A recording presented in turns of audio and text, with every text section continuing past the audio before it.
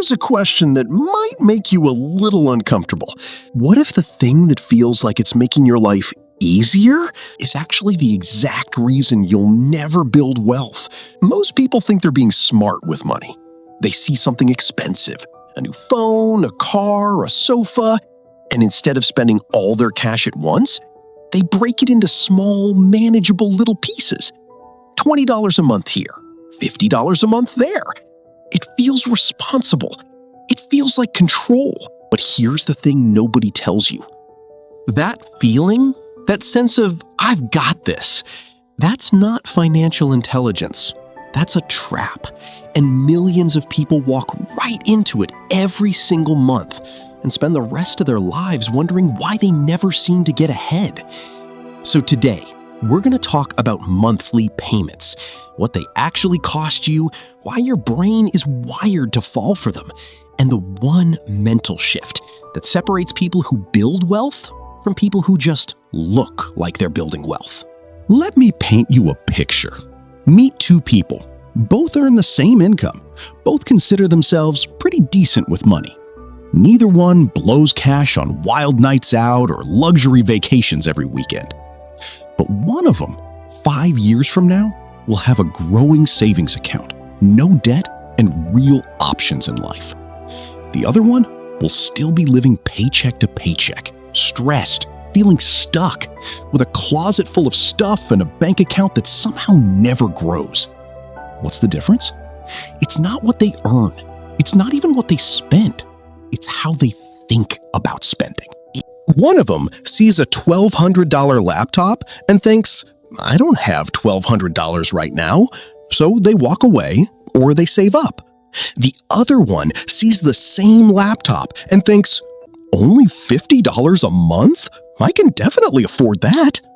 And that single thought, I can afford the monthly payment, is one of the most financially dangerous thoughts a person can have. Because here's the brutal truth. The ability to afford a monthly payment is not the same as being able to afford the thing. Let's break this down with something simple. Imagine you want to buy a car. It costs $20,000. You don't have $20,000, so you finance it over 5 years. Your monthly payment, around $350 a month, plus interest. At a typical interest rate, you'll end up paying closer to $23,000 or $24,000 total. That extra $3,000 to $4,000 didn't buy you anything new. It was just the price of spreading the cost out over time. That's interest. And interest is how monthly payments make you poorer. But here's where it gets more interesting and more psychological.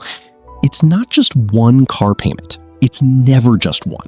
Because the same brain that said, I can afford $350 a month for a car, will also say, I can afford $40 a month for a new phone plan, and I can afford $25 a month for that gym app, and only $60 a month for that streaming bundle, and it's just $80 a month for the furniture.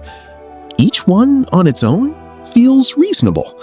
Each one on its own seems manageable.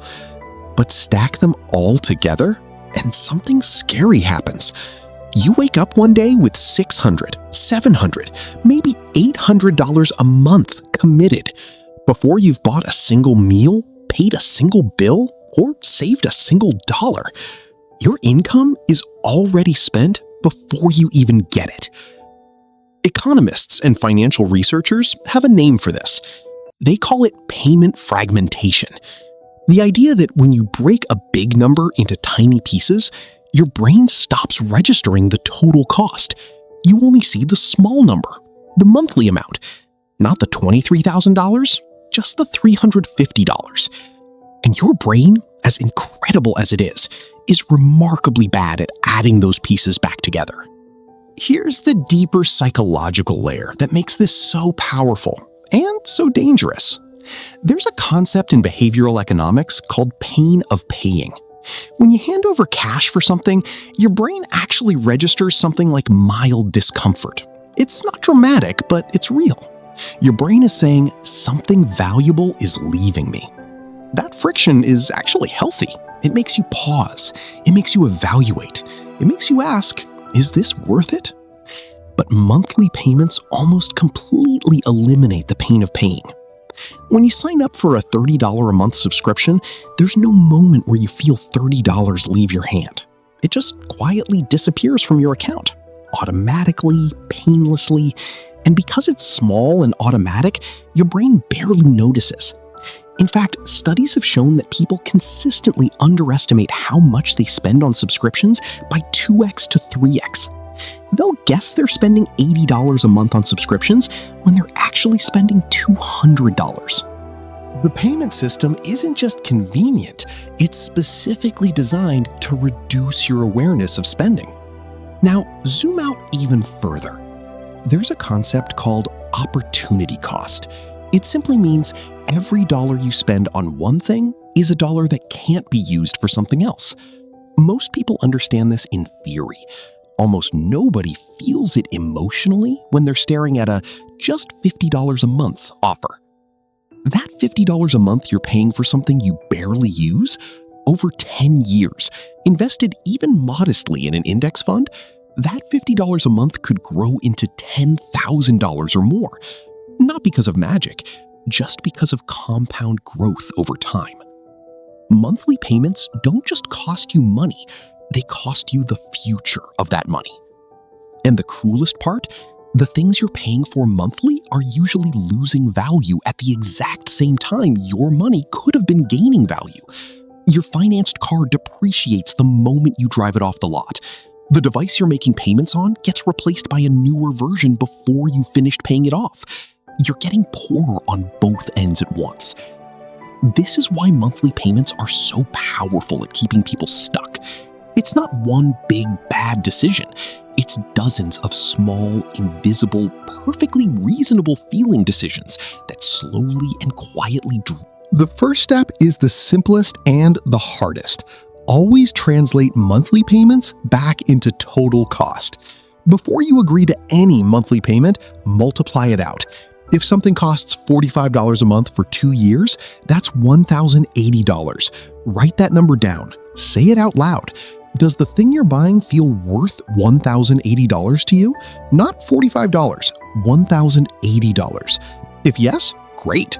If not, if you'd never hand someone $1,000 for this thing in one go, then the monthly payment is just fooling you. The second thing is to do a monthly payment audit. Open your bank app right now and look at every recurring charge from the last 30 days, every subscription, every installment plan, every automatic payment. Add them up. Most people who do this are genuinely shocked because individually, none of them felt significant.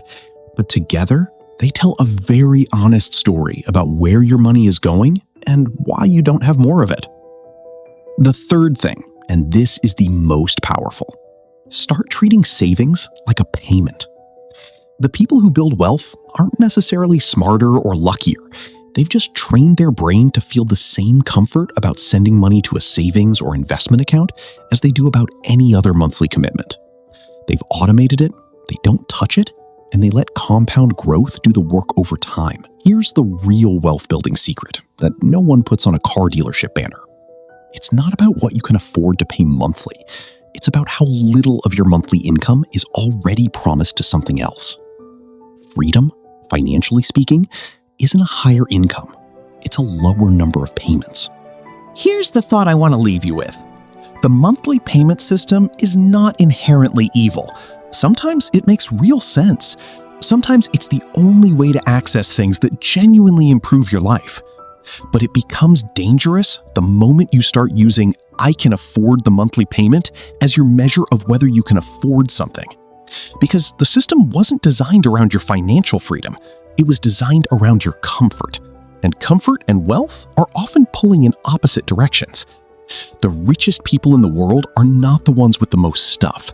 They're the ones with the most uncommitted money. Money that isn't already promised to someone else the moment it arrives. Every payment you eliminate is a small piece of your future that you take back. And those pieces, over time, add up to something much bigger than any monthly plan ever promised you.